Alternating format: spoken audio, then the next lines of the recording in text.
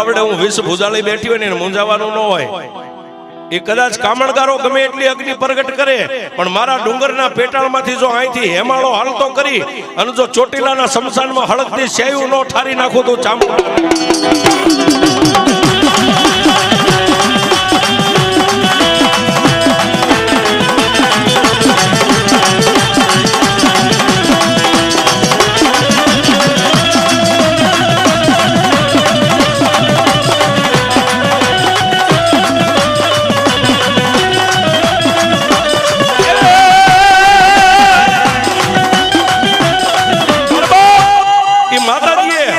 હિમાલયનું પાણી આવે એમ પાણીનો ધોધ ડુંગર નીચેથી નીકળ્યો શમશાનમાં પાણી પહોંચ્યું હળકથી શેઠ હરી ગઈ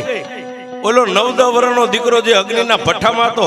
એમ નામ જય ચામુંડા કરીને બહાર નીકળ્યો પણ તેથી મારી ચામુંડાએ કીધું દરબાર હવે જે મારું હિમાલયનું પાણી ડુંગર